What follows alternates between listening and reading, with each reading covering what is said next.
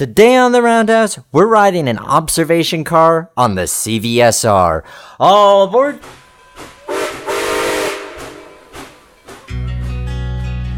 In days past, the roundhouse was where the railroad worker united with the steam locomotive, each to prepare for the journey ahead.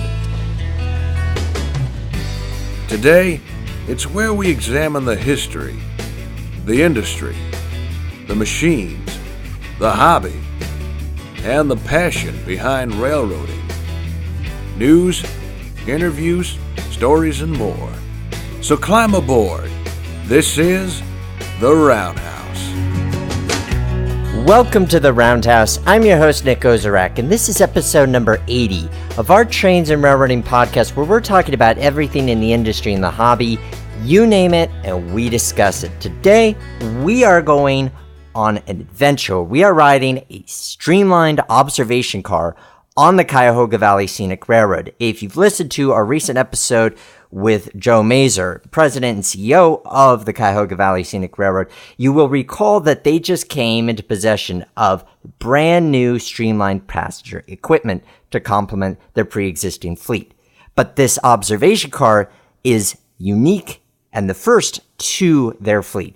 So they introduced it at their Steam in the Valley event, which I've gone to many times before, and we have previously covered here on the show. But I wanted to get the dome car experience as they offered it. Before we get to that, though, first, I apologize because this episode has been far too long in the making, and so I'm deeply sorry that it has taken this long to get out.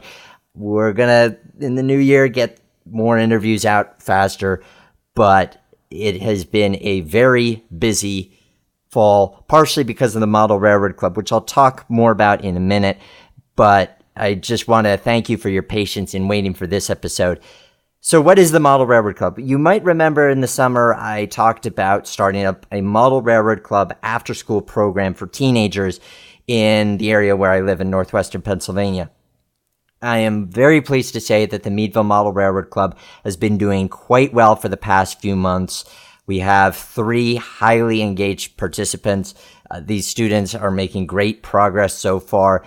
If you want to see all the work that they're up to, I have a link in the show notes where you can like the Facebook page and see photos of what they've been building.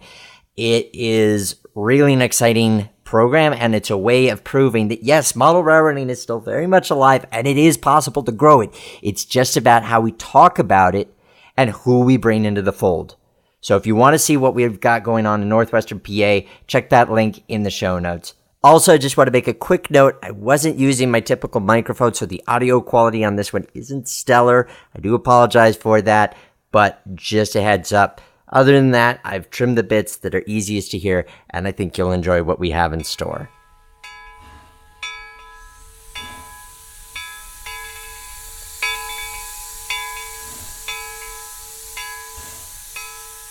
September 29th of 2018 was a nice day with partial clouds, but very comfortable.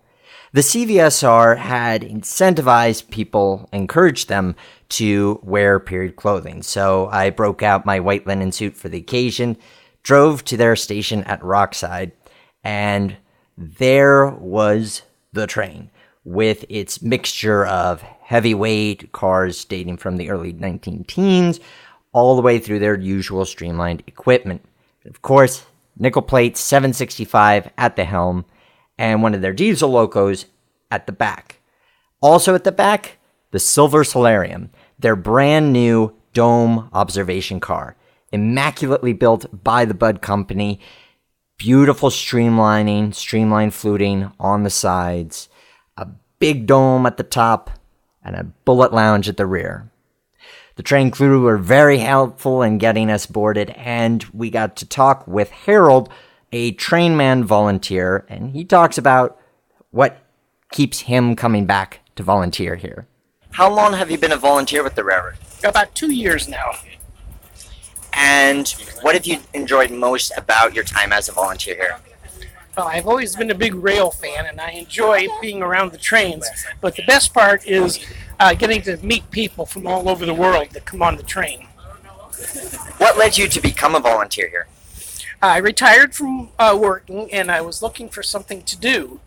And at first I thought I'd get a little job doing something, but I didn't really want to work. And a friend of mine told me about the opportunity to volunteer on the railroad. So I came to a meeting, and I got interested and went to the orientation, and the rest is history. I've been here 2 years. At the end of the day, what are you most thankful about being a volunteer? Well, the thing I'm most thankful about is that we're really taking advantage of our national park here, and we have the ability to see the national park through historic railroad vehicles. Hard to beat that. No, you can't beat that. Part of what was neat about the experience is that the railroad had contracted with a local caterer to provide both a breakfast for the first trip and a lunch for the second trip, or more light hors d'oeuvres, but they were enough to constitute a light meal.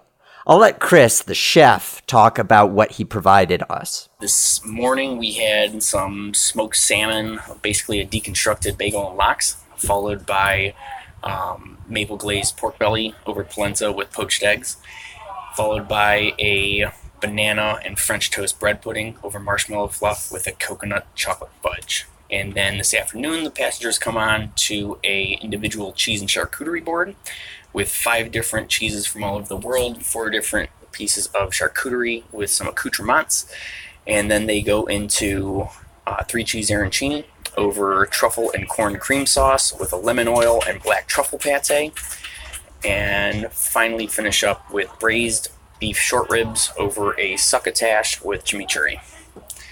The food was incredible. It was a real treat, that's for sure. Getting underway from Rockside Station, we were treated to beautiful views as ever on the Cuyahoga Valley Scenic Railroad. Our train traveled between Rockside and a little bit south of Peninsula. There were some great moments of spontaneity, such as when we had a barbershop quartet treat us to singing in the Dome, and they walked the entire train to provide passengers entertainment, as well as when we began singing Happy Birthday for one of the passengers in the car. Along the way, we had the chance to talk to other members of the crew, such as Sally, who was one of the bartenders. What's it like being in historic cars like this? It's cool. I like it. It's definitely different. It's been an experience. Do you travel on the Cuyahoga Valley Scenic Railroad at all? I have never done that, actually. I think I might now.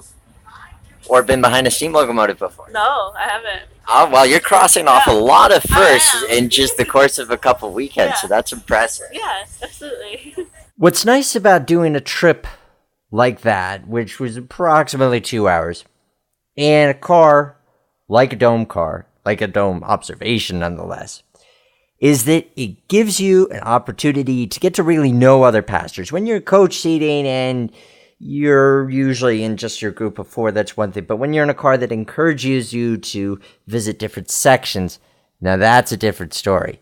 Let's meet some of the passengers I had the opportunity to travel with. What's your name and where are you from? My name is Gene Cabertle. I'm from Newberry, Ohio in Cuyahoga County. Have you been on the Cuyahoga Valley Scenic Railroad before? No, this is the first time. This is a treat from my daughter and her husband. Nice. And what do you make of your first experience here? It's unbelievable. You know, you always see the pictures of these cars, and you always say to yourself, I would love to do this. And they treated me to this. It's very nice, you know. Have you done a lot of rail travel before, or do you consider yourself a rail fan, or this is just something out of the ordinary for you? This is something out of the ordinary. I haven't been on a train since I was about 8 years old. Well, then you were definitely overdue to enjoy an experience like this, complete with food and beverage. Oh, absolutely. This is an excellent experience. So, because these cars are brand new, does it make you more inclined to come back to the railroad because they have cars like this, or you think you would enjoy the train no matter what? Oh, this is quite an experience. You have to try it. You know, I mean, yes, I will definitely do it again. What is your name and where are you from? I'm Aaron Ware. I am from Black Lake, Ohio, near Reynoldsburg, and I came up here to see the 765 right behind the 765 today for Steam in the Valley. How is it to see it here in the Cuyahoga Valley? It's really awesome, and it's a really good experience for everyone to enjoy. A lot to see, and of course these new additions to the Cuyahoga Valley Scenic Railroad, Silver Lariat, Silver Solarium, and of course the Silver Rapids and Silver Peak that are sitting in the yard. What do you make of the solarium that we're in right now? It's a really nice car. It of course has been upgraded over the years, and it's really relaxing, fresh food to eat, and many cocktails to enjoy. Combine this 2-hour excursion with 2 separate run-bys of nickel plate 765 passing the cameras, and you had an excellent day trip. This was a lot of fun, and I talked to a lot of people who really enjoyed themselves, myself included. I've done this trip several times in the past, so for them to add this new element was a lot of fun. I know they intend on using the Silver Solarium for future trips, so you should definitely check out CVSR.com to see what trips and events they have coming up. And if you can ride the Silver Solarium, I highly recommend it. And now, the question of the day. Last time on the Roundhouse, we were talking to Teddy Wilson, the host of Mighty Trains. And Teddy's been on some great journeys around the world, and railroad journeys make for very interesting television, which brought about the question, what is your favorite railroad TV show? A lot of interesting responses. First, from the roundhousepodcast.com, Daniel writes, my favorite show is Great Scenic Railway Journeys. I first watched the show when I was little and sick, and I enjoyed it a lot, and I am still watching the show today. From Facebook, Russell Swinnerton writes, Oh, Dr. Beeching, a great English rail-based comedy. Ed Lockyer writes, Half Steam Engine Will Travel, The Adventures of John and Barney Gramling along with their fleet of traveling tank engines. Good one, Ed, and actually, come to think of it, I really do want to get those guys on the show. And from Thomas Beckham, Tracks Ahead, aired in the early to mid-2000s on NPT. It covered everything from model railways to grand-scale rideable trains to full-size museums. Oh, Thomas, that brings back some really good memories. I remember watching Tracks Ahead. I think I had it on VHS, or maybe I had a grandmother who recorded it. Either way, a very enjoyable show. And lastly, this isn't an answer to the question of the day, but I just had to share this comment from Bryson Sleppy on Twitter. If you aren't laying in a bubble bath, listening to the Roundhouse podcast after a long weekend of trains and hockey, what do you do? I don't know what you do, Bryson, but I'm pleased to be your bubble bath entertainment. Your question of the day for this episode is, what is your favorite type of passenger car to travel in? Let me know on the roundhousepodcast.com. Links to social media are there. Thank you guys so much for being patient for this episode to come out. 2019, easy New Year's resolution. Let's get some more episodes underway. I've got some good ones that I've already recorded that I'll be sharing with you soon. Thank you for tuning in. And remember, as always, that the Roundhouse is our house.